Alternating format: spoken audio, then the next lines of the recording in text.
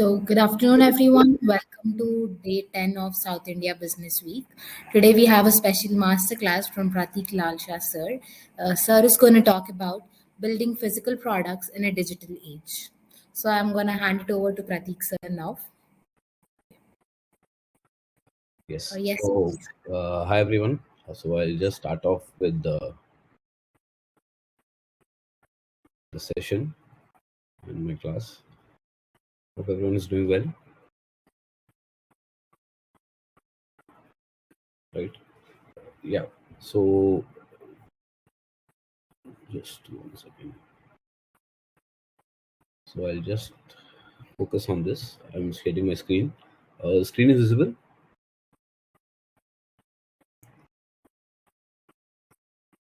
Did the PPT, we can. Is my screen visible to you all? Yes, yes. Yeah. All right. So. Where can I see the chats that are coming in? If anyone has any questions, they can put them up in the Actually, chat. they are not visible to you, so I'll read it out to them if there are any chats and all. All right, all right. And can I see how many people there are in the session? Who's attending and all? No, sir. Okay. All right. So the session is on building physical products in a digital world, right? So as we all know, we use physical products every day, but with the evolving digital landscape, we don't really have products that are being built for the digital world en masse in our country, right? There are a few of them here and there, but others have left us far behind. Other countries, other developed economies have left us far behind in this aspect. So I think it is very imperative that we have some sort of education and access to this kind of approach where we can compete with world class companies, world class products everywhere else also, right? So just to give a brief background about myself, I'm the co-founder and CEO of the Himalayan Yeti, which is a men's grooming brand based out of India. So these are all natural products built for the conscious green world, right? So sustainable products that do not really leave an impact on people using the product or also the environment as well, right? I'm also the chief builder at the Product Fudge, which is a product development agency, right? I'm a bioinformatician by training. Biotechnology and bioinformatics are the subjects I've studied, right? I've been a published researcher in these fields, after which I went into marketing, and then I went into setting up my own manufacturing unit and developing products for different agencies, ranging from the automotive segment to agricultural segment to FMCG segments, right? So I've built over 50 products to date, so I know a bit of what I'm talking about. Okay, so one thing that is the unifying factor in all of this is that the approach to product building is the same irrespective of what category of business you belong to, Pratik, right? sir, are The you technical sharing aspects change, your the people involved screen? change, the machinery, manpower, everything is different. But the approach the person building the product requires for this is the same, right? Pratik, sir, your slides are not visible. We can only see your downloads page. Okay, just 1 second.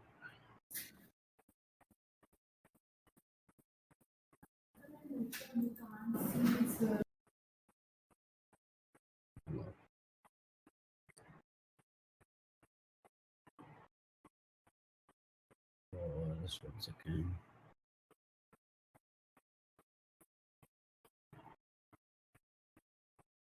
All right, I set up the entire screen share now. This should work now, I think. Right. Can you see them now? Yeah. Now we can see your slides. Hello? Yes, sir. Now we can see. No? All right. Yeah. So, yeah. So essentially, what ends up happening is the approach towards product building is the same overall, irrespective of what segment of industry you belong to, right?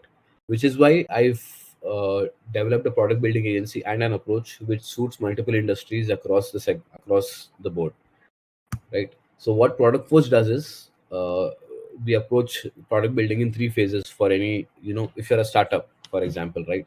And you want to set up, you want to build a physical product and sell it. You are confident that you can sell the product, you can run your company, and you have an idea in mind For example, you want to sell, sauces. For example, you have pizza sauce, you have sauces that are used in burgers, there are dips, right? But you do not know how exactly you should go about building that product. You know the entire rest of the aspect of the business. So naturally, what you do is you go out looking for a technical co-founder who can help you build the products, right? But it's very difficult to find someone who you can trust. It's very difficult to find someone with the capability and someone who fits in with the team, right? Because after all, becoming a partner is a long term commitment, right? So a lot of people end up not working on their ideas solely because they cannot find the right person to build the product for them, right? Which is where people like us come in, right? People who build products for people. So it could either be something as simple as helping you plan the entire process, build a robust approach towards building products, market research, road mapping, strategizing the process, aligning all the bits and pieces, talking to manufacturers, formulators, and bringing in sourcing of the raw material, and deciding how you go to the market, the kind of packaging you require, the kind of look and feel that will resonate with your target audience, because identifying the target audience is also a very difficult task. It's not a very easy thing to do, right? So that is one aspect. Otherwise, some we can come in as consultants and guide you and handhold you through the entire product development phase, right? So that you can also learn at the same time, so that you become self independent for your future iterations of the product, right? The third is optimization. For example, as a turnkey project, so suppose currently I have a client who lives in the US, right? He wants to bring in an alcoholic brand in India. He doesn't have the time or the energy to fly down to India every time and do the entire product development cycle. He just says that he will spend money on the team, the development phase, and everything else after the product has been set up. So what we do is take up the product development cycle as a turnkey project, right? From starting to end. We ensure that we come to you with a product and everything else that comes with it: the packaging, the formulation, the sourcing, the raw material identification, right? Everything in one go. We give you a tied down bundle, right? So this is the product you can directly go out and sell in the market. So we essentially become your external product team. I become your chief product officer.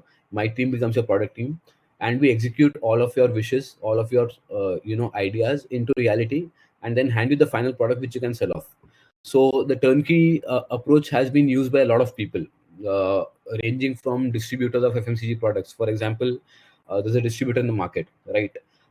He is a distributor for soaps. He exactly knows how many retail stores he can approach, what price range is feasible in that segment, what kind of product is selling well, and how much it will sell. So for example, he knows that a soap price between 50 to 60 rupees, of a certain quality, of a certain fragrance, will definitely sell maybe 10,000 pieces per month in the market. So what they do is they come to me, right? They tell me that I want a product which matches these requirements, and I want it to be packaged in a certain way and brought to me. I do not want to get involved in the development process. I do not want to get involved anywhere else. I just want to sell a product and make 50% margin rather than a 10% margin, right? Because trading comes with lesser margins. If you are the manufacturer, if it's your own brand, you get a higher margin in place, right? So what we do is we build the entire product for them. We discuss the MOQs with the manufacturer. We hand over the formulation to the company. Everything else is done. They get the finished product in hand, and without disrupting their primary business, they just end up selling the product in the market, right? So it's a win-win situation for everyone involved. Okay. So a very pertinent question comes up: why is this relevant? Why would anyone want to hand off product development to anyone else outside the facility? Why not keep it in house, right? The first thing is innovation, right? Because if you are not someone who develops products for a living, or lives, breathes, and drinks product every day, you will not be aware of all the innovations that are happening in the segment. And it's basically next to impossible, right? You are focusing on other aspects of the business. You cannot be a specialist in every field, right? And without any innovation, there is no scope of growth in today's day and age, right? The second thing is profitability.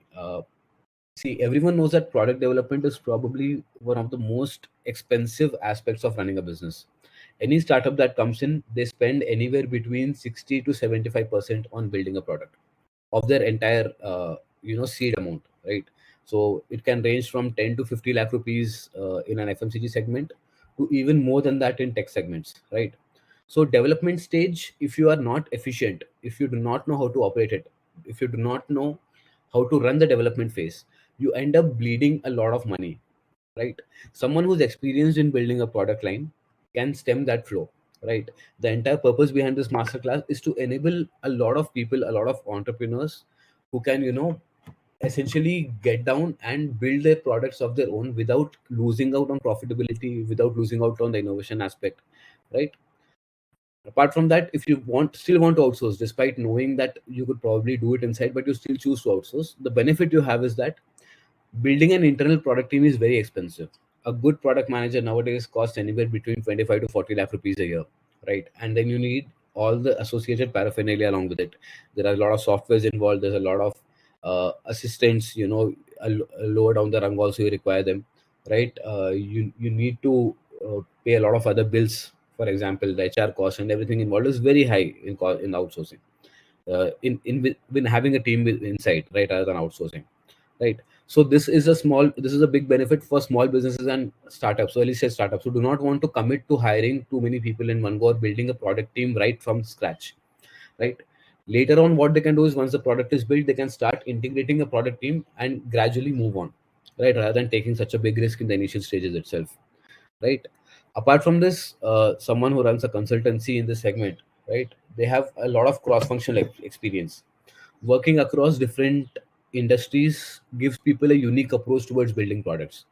For example, I always like to talk about how Steve Jobs built the iPhone, right? What he did was he was not from a technical background. His specialization was typography.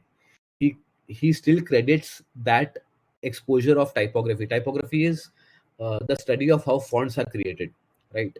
The study of design of fonts. So basically, an exposure to the design aspect of things helped him develop a product which stood out from the rest of the world. Everyone was making phones in a certain way. All the phones more or less looked the same. iPhone became a rage because it looked very different. There was a different way of approach towards building the entire product, and that was headed by Steve Jobs. He was not a technical person, right? Steve Wozniak was a technical guy. He was actually in charge of assembling the phone, deciding what components went into it. But the credit goes to Steve Jobs. Why? Because he brought in the differentiator in the market. He was the one who was responsible for identifying what would work in the market that would set them apart from the rest of the masses, right? Okay. So now that we've spoken about why I do this and why what I do is necessary, let's talk about the process of product building, the NPD process. The NPD product is a new product development process, right? So when we talk about new product development, uh, it is very important because there are different aspects associated with it. The first thing is meeting customer demands. Customers demand new products regularly. That's why you see even a brand like Parleji bring in different variants, different sizes, different packaging requirements based on customer demands. They cannot change the formulation, obviously. So what they do is, they change the kind of packaging they have, the size of it. They have a 2 rupee pack, they have a 5 rupee pack, they have a 25 rupee pack, they have a 50 rupee pack, wherein they adapt to evolving consumer needs and trends, right? Then what you need is market differentiation. So as I said, with regards to iPhone, standing out and gaining a competitive advantage. When you are different, you are noticed, right? If you are exactly the same as the rest of your competitors, no one will come back and look at you. They'll just stick with whoever they are going with already, right? The third is revenue growth and market expansion. If you're already running if you're already running a company, right, you want to make sure that your company is growing regularly or else it's stagnant, right? So if you want to tap into new markets and revenue streams, you want to come out with new products, new segments which can build the company further and expand your reach, right? The next is adapting to technology. So utilizing emerging tech for innovative solutions is what is necessary nowadays, because with the advent of AI, with the advent of machine learning, with the advent of Internet of Things, right? There are so many aspects which can be added. For example, just look at a washing machine, right? Who would have imagined even 5 years ago that you could operate your washing machine using your phone, right? Nowadays, almost every high range washing machine comes with a Wi-Fi attached to it, where you can just connect to it via your phone, right, and run a cycle, right? So there's not, it's just simplifying your life by using technology. right? Same with microwaves and fridges also. Your AC you can probably operate from your office and decide what temperature you want your home to be when you come back home. You can remotely start your car. For example, you have Tesla, right? You can remotely start your car using your phone. You don't even need a key anymore. You can just carry your phone. You can use your phone to start the vehicle even when you're inside the house. So if you're staying in a very cold place, right, you can heat up the car even before you want to get into the car, right, so that you are comfortable and cozy as soon as you step inside, right? uh, then you have an enhanced brand image, right? Some a company that is you know proactive and adapts to customer needs and requirements instantly and whenever the customer needs it is always having a brand image that is beyond anyone else, right? For example, you have Samsung in Android, right? They came out with a flip phone because it's a new product which no one has seen in the market, on a mass scale. A foldable phone is like a callback to to your Motor Razor days, but also at the same time it is something very cutting edge because you have a touchscreen which can be folded now, right? Then Apple brings out new technology in the market every year. They have the new Vision Pro goggles, which you can just wear and walk around like you're living in some kind of science fiction reality. So this brand image they have fostered over the years with bringing in new products which resonate with the customer and show a new lifestyle to customers, right? Then you have risk mitigation. That is, you want to ensure that your market share, your revenues are not affected by fluctuations in the market. The best way of doing it is including a new revenue stream, right? That doesn't need much explanation. Then there's an aspect of sustainability and social responsibility, right? Even if you have a product that's doing really well, something that's an amazing product which has been working for 50 years or so, right? But the customer expectation and the government expectations with regards to environmental standards is changing rapidly. You cannot be a gas guzzling powerhouse every time. There is nothing wrong with petrol or diesel. It works just fine. It's more efficient than probably anything else. It's much more easier to use. But again, why are EVs coming into the picture even though they are more expensive? Because environmental standards are changing, consumer expectations are changing, right? People themselves want to be more responsible towards the environment. So you need to stay in tune with that sustainability aspect, social responsibility aspect. You cannot just keep using raw materials which are harming the environment, right? You need to keep changing very rapidly, right? Then there's agility and flexibility, that is responding to market shifts and staying relevant. Otherwise, old products people forget. In your peer group itself, you might see, right, that people just say, like, man, it's the same thing over and over again. So, which is why even like luxury perfume brands from Paris, all the top major brands, they keep changing the formulation by at least 1 or 2% every year because they want to keep changing, even if it's a super hit perfume, super hit formulation. They still change it after a few years. They cannot just stay dormant, right? So one important aspect of building new products, which is when you step into the new product development process, is understanding consumer needs and trends, right? Yeah, I think we're 20 minutes into the session, so I need to like get going quick. Okay. So understanding consumer needs and trends is a very important aspect, right? In which your technology has become a very important factor. Earlier, I don't know how many people of that age group are here, but if you wanted to start off a new product or a new line or anything else, you would actually need to go and step out into the market, collect information from your stores, collect surveys. Even people who were born in the 90s still remember, right? You used to go to malls or shopping. Shopping malls were not there ideally that at that time, but all these exhibitions you had, right? People would be handing out surveys and giving you gifts in return for filling out those surveys. That is what is market research. Now it is so easy. You can just collect a database of 100 people, send across a survey and get it back instantly in a couple of hours, right? So you use surveys, interviews, and analytics to uncover emerging trends and customer preferences. What colors they like, what designs they like, you know, whether yellow is in or red is out. If someone is in the textile industry, they would understand colors change every season, right? So research of that sort is very important when you're getting into developing a new product anytime, right? Then you need customer feedback. You need to set up a channel through which During the product development phase itself, you involve the customer, right? You're sampling. So in software, you have something called a beta version,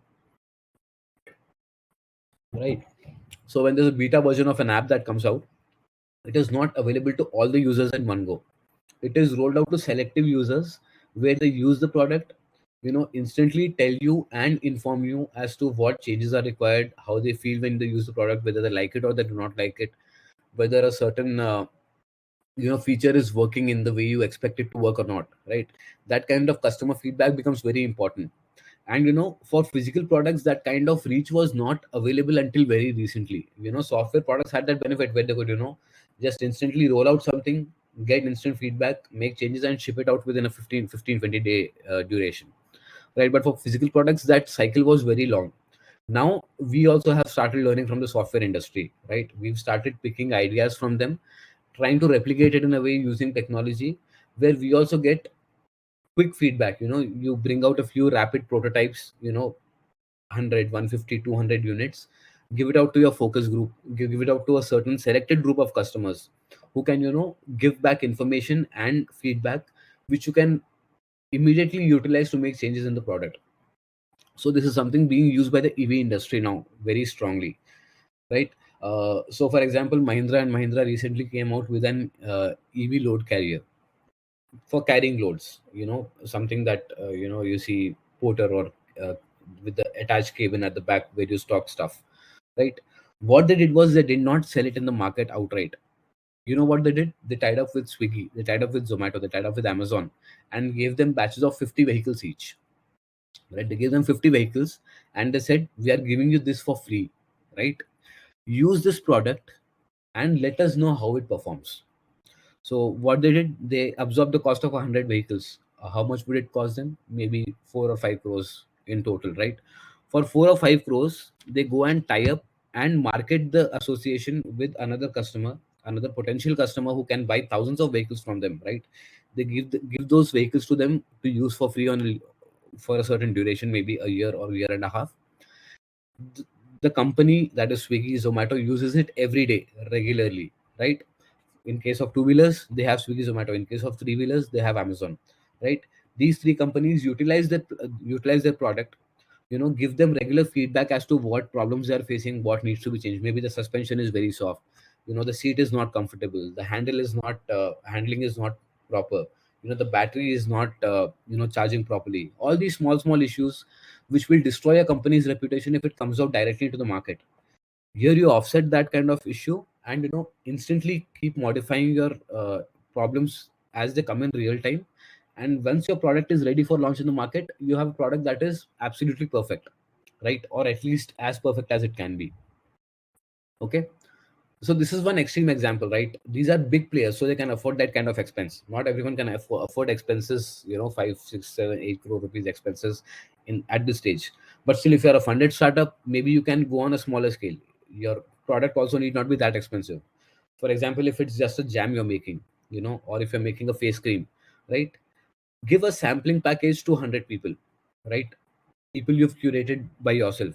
Get them to use it for a few months and give you feedback. Based on that, you can make your changes and bring out a good finished product outside, rather than just gambling with your company's brand reputation and bringing out a product that is immature, right?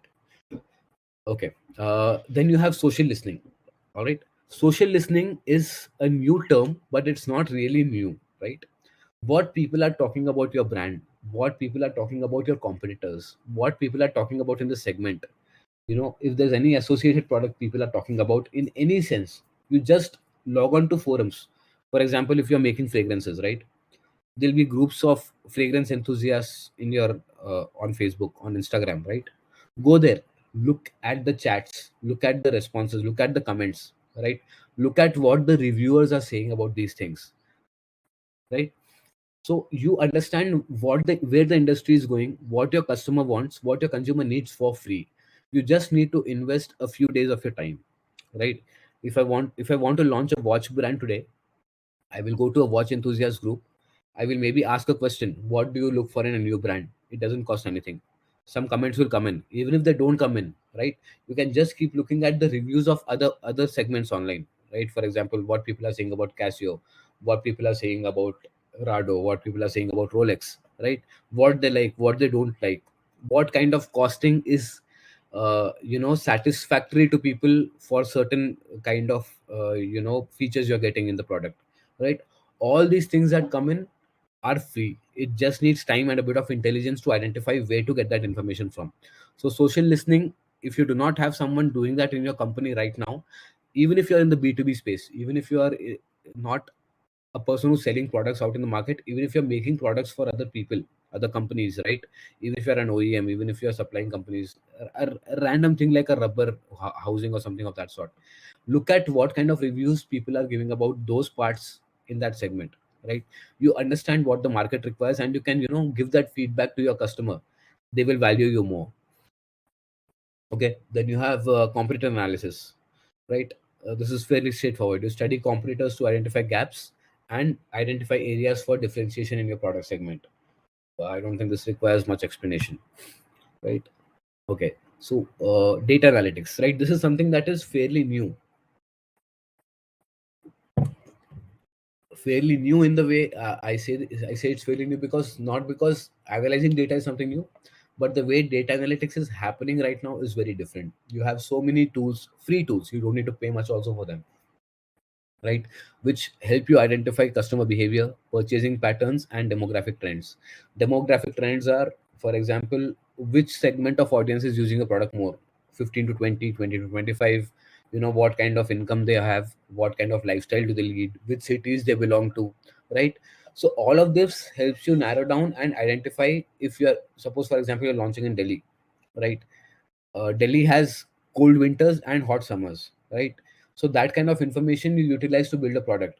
But if the purchasing pattern tells you that a certain product is not selling in Delhi, your competitor's product maybe is not selling in Delhi, but maybe selling in Dehradun, or maybe selling in Rajasthan, which has similar, temperatures. Rajasthan is also very cold in winter, very hot in summer, right? So if it's not happening there, you don't launch a product there outright, or you do not push all your inventory to a place where your sense tells you that it's going to work. You take a decision based on the data you have, correct? Right? Then you have prototype testing. This we've discussed earlier. You test prototypes with target customers to get feedback, right? Then you have trend analysis. Again, stay updated on industry trends, technological advancements, and cultural shifts. So cultural shift, for example, is in the US you had Black Lives Matter. In India you have a body positivity culture that's coming in. People want products that suit their bodies, and they do not want to just wear clothes that suit models only. They want clothes that suit regular people. They want shoes that are, you know representative of their lifestyle. Streetwear has come out nowadays. So there's a lot of things in different industries. Based on your industry, you need to understand what cultural shifts are associated with it, right? In the food industry, you have a cultural shift towards veganism, right? In the cosmetic industry, you have a cultural shift towards cruelty-free products, right? Not tested on animals, right? Things like that. Then you have customer engagement. This is where you foster your relationships with loyalty programs, social media interactions. Maybe bringing your customers in front of the camera and asking them to speak about your product, making them feel special in some way where they feel connected with your brand, right? That is more or less a part of your marketing strategy, but at the same time it does fit into your product development as well. Your product needs to be built in a form where loyalty programs and social media interaction become feasible. It can be as simple as having a QR code on your label. That is still part of your product design, because once you print your label, you cannot change it, right? So if you don't have that kind of information, or if you don't have information for a loyalty program on your label or your box, right, it's never going to work out. So all of these need to be thought of cohesively. Product development cannot be thought of in silos where marketing is different, sales is different, and product development is different. All of these things need to tie in together and support each other. These are support functions. All right. Okay. So we've understood consumer needs and trends. Now the next thing is design thinking and prototyping, right? Design thinking is again a new approach to product building, right? Traditionally, what used to happen was people used to build products based on the capability they had, or if they thought that this product would work, they would sell it, right? But lately, we've come to realize that the way the market has evolved, it is not just sufficient to have a functional product anymore, right? What is functionality in a bicycle? A hero cycle operates the same way as a Firefox cycle, right? It has two wheels. You just pedal it and go from one place to another, right? The difference is a hero cycle was built for function.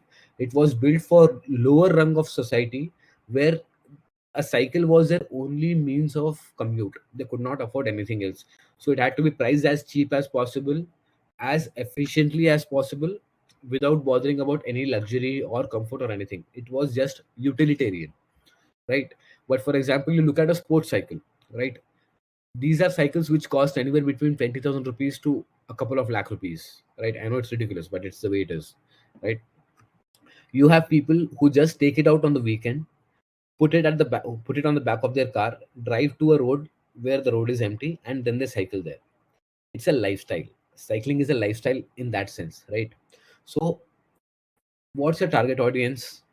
What they require from the process? How can you satisfy that? And all those aspects come into the picture. So which is why design thinking is very important nowadays when you launch a product, right? So the first stage in design thinking is empathizing with your customer. First you empathize, right? You try to understand how they feel, what they feel about a product, what they would like, what they would dislike, right? For example, someone who's riding a cycle, for sporty purposes, right? They cycle anywhere between 10-20 kilometers to 80 kilometers a day, right? Which means your seat cannot be uncomfortable, your riding position cannot be uncomfortable. You are not just riding for 5 or 6 kilometers and coming back where you don't feel it at all, right? These people are riding for long distances. So here your empathizing process comes into play. When you empathize with the customer, you understand what the requirements are going to be. You can predict the requirements even if they do not know it themselves, even if it's a new product which has never been seen in the market before, right? So with the Himalayan Yeti, which is the men's grooming brand I was talking about, right? We have a product which is very innovative and has not been seen before. We have an aftershave that has no alcohol in it and which doesn't dry out your skin, right?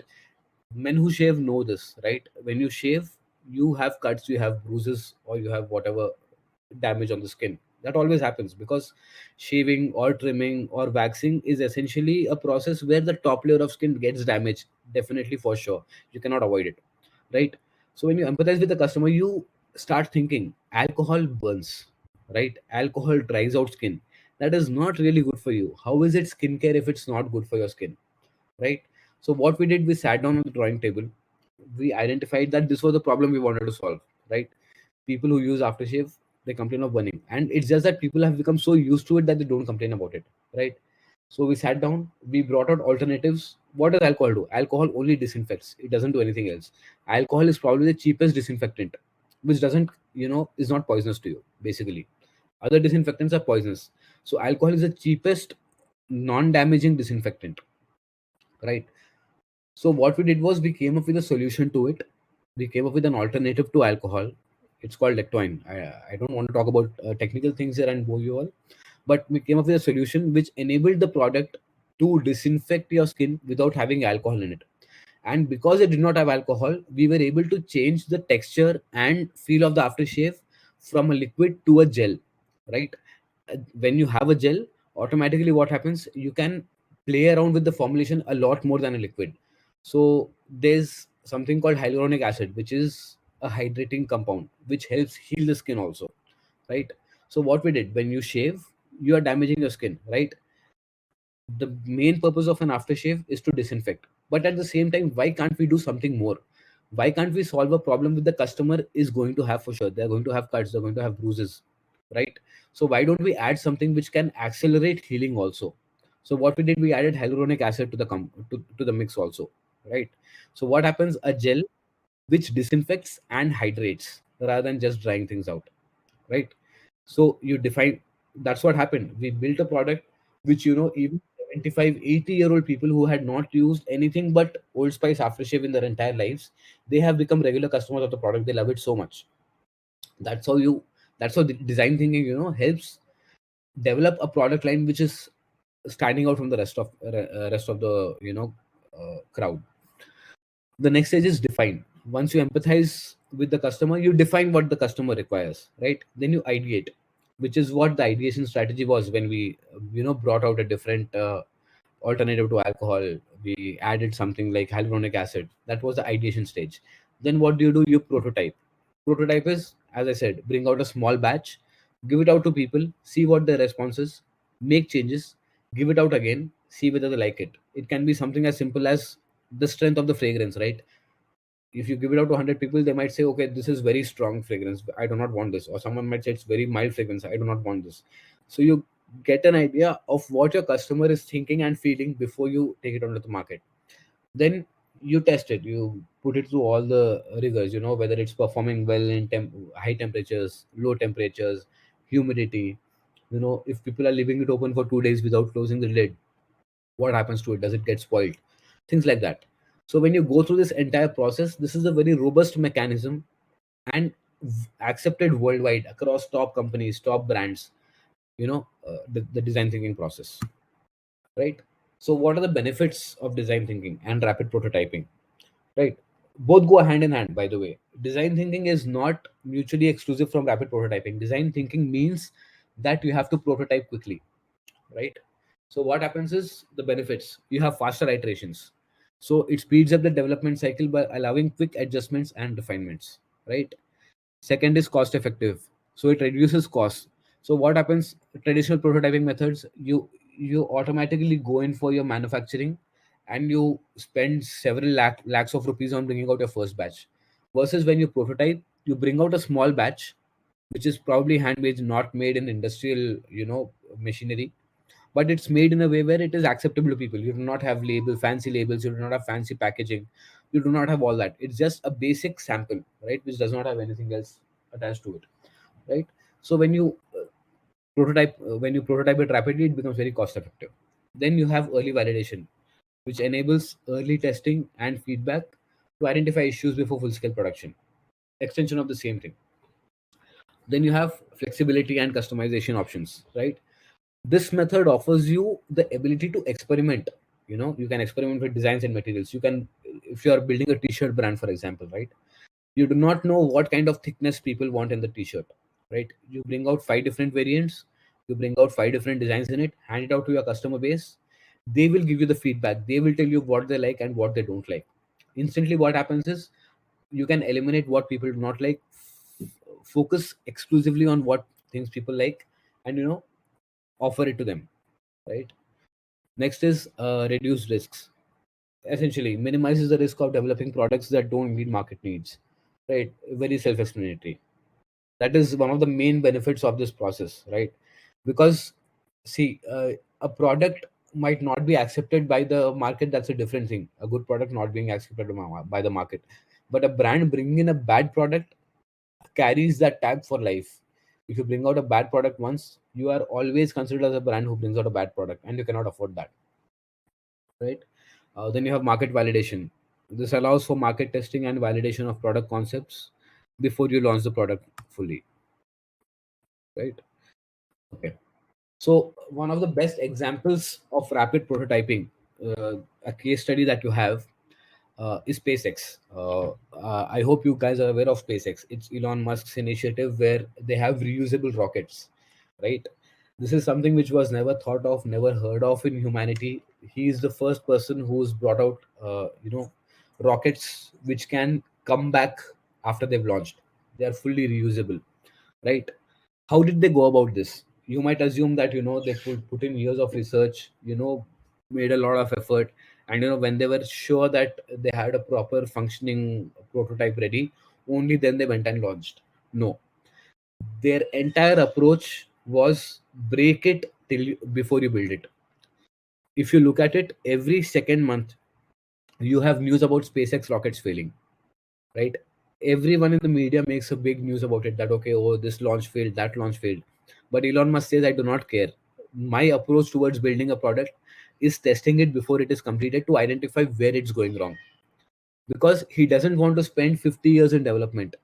Everyone tried this approach, it did not work out. People have been trying this approach for since essentially rockets became a thing. Everyone wanted to build reusable rockets, but no one was able to do it because it did not have the right approach towards building it. What SpaceX does is, first they build a booster, they test it. The booster fails to launch, it crashes. They go back, they analyze all the sensor responses. What part failed? That is the question they ask every time after every failure. They've maybe failed several dozens of times till now. They've blown up maybe several hundreds of rockets, right? Very famously, there's a story which he says where one launch was so critical that he was running out of money, right? He had blown up rockets maybe 15 times before that launch. The 16th or 17th time is when the rocket actually managed to take off, the first rocket that he built. So it takes guts for sure, but when you're trying to do something very innovative, this is what works. And not all of us are working with technology that is as complicated or as expensive as rockets. We have cheaper products. Most of the products are very cheap, right? So rapid prototyping, rapid building, rapid testing, that is what is key. You need to be very agile, very quick in your responses, very quick in your product building capability, and product testing capability, and identifying what's going wrong. All right. So now, when we talk about the future of product development, right? We all know artificial intelligence is all the boom. Everyone's using Chat GPT. Everyone is using Leonardo. Everyone is using Midjourney. One of my clients recently used Midjourney, which is an image generation platform. You type in a certain prompt, you type in what you want, and it gives you a design, a physical image, right? So they wanted a certain type of packaging which they were not able to explain to me, right? What they did, they typed in the requirement and it came out with an output, right? That output I showed to my designer, and the designer had it done within a few weeks, right? So artificial intelligence, IoT is Internet of Things. Internet of Things is your Alexa, your Siri, right? So these are voice activated, but these are devices which are connected to the internet, right? Your smart washing machine, your smart fridge, your smart TV, all of these come under the IoT bracket, right? Now that is gradually filtering down to much cheaper products also. You have steamers and humidifiers which people use for skincare. Those are connected to the internet now. Your electric kettles which you use to boil water are connected to internet nowadays, right? Your air fryer is connected to internet. That's an IoT, right? So things like that. Then you have connected products. Watches having Bluetooth capability, that's a connected product. Shoes having a capability where you can track your step count for the day without wearing a watch. That is something that's a connected product. You have rings. You have earrings, which are also connected products nowadays. They measure your blood flow, your heart rate, everything through the ear, right? And the next big thing that is going to come in is going to be sustainability, right? I do not know how many people are aware of this, but there's a concept called as carbon credit. The carbon credit economy is coming up now. So what happens in the carbon credit economy is that every industry is given a certain amount of carbon credit.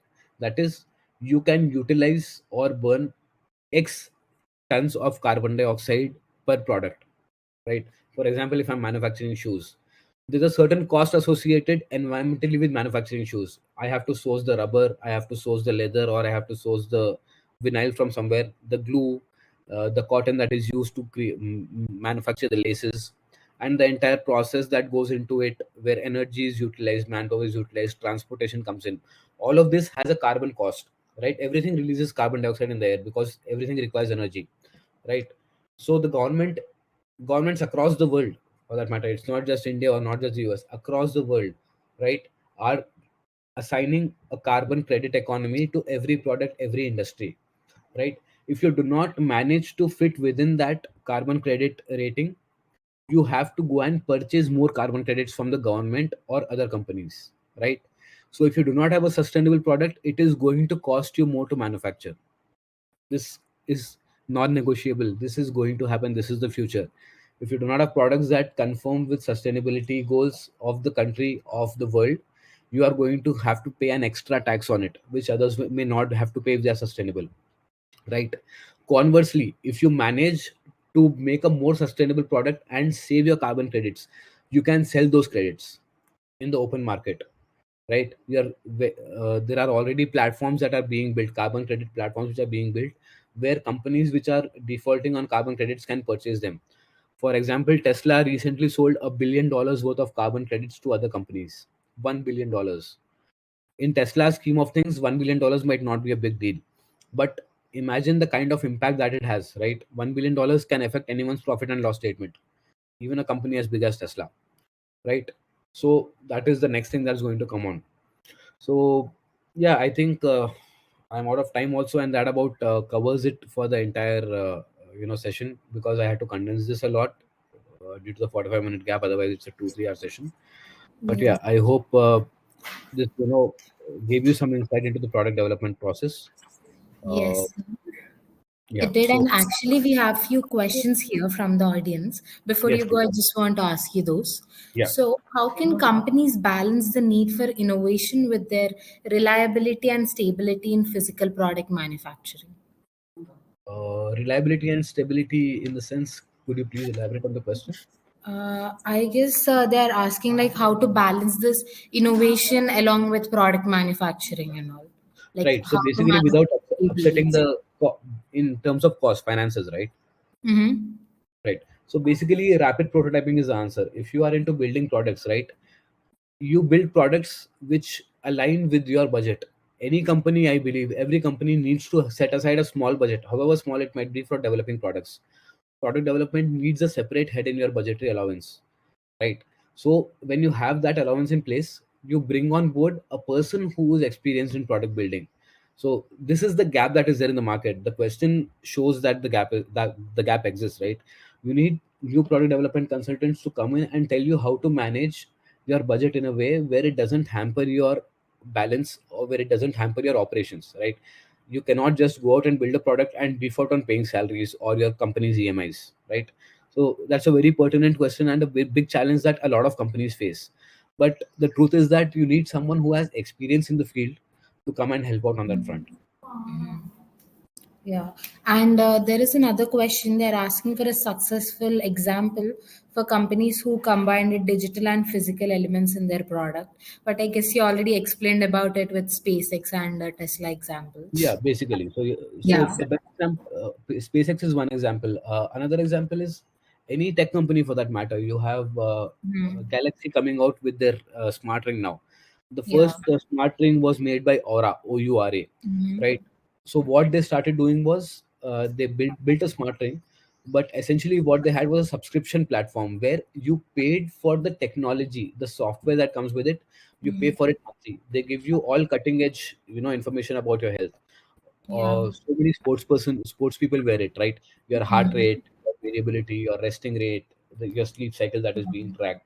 There's something called Yes. resting heart rate. All of those things, right? There's a lot of Mhm. analytics that goes behind it. So that's Yeah. the product they built, and they monetize Yeah, that. that's about. Yeah, yeah. I'm really sorry to interrupt you in between, but we are Yeah, up on our time here. Now we have to sure. start another session. No worries. Any people who have other questions can just email me on this email ID, pratik at the rate theproductforge.in. I'm also available on WhatsApp on this number. So Oh, please feel free to reach out, and we can address things further. All right. yeah. Thank you Thank so much, Pratik sir, for this wonderful session. It was a Yes. really insightful session. Personally, I understood this topic very nicely. Your explanation was on point, sir. Thank you so much for that. Thank you so much, Loita. Thank you, Thank you so sir. much, everyone. We'll see you again tomorrow then. Thank you, sir. Thank you for Yes. this All session. right. Sure. Thank you. Thank you so much. Thank you. Thanks, everyone. Thank you.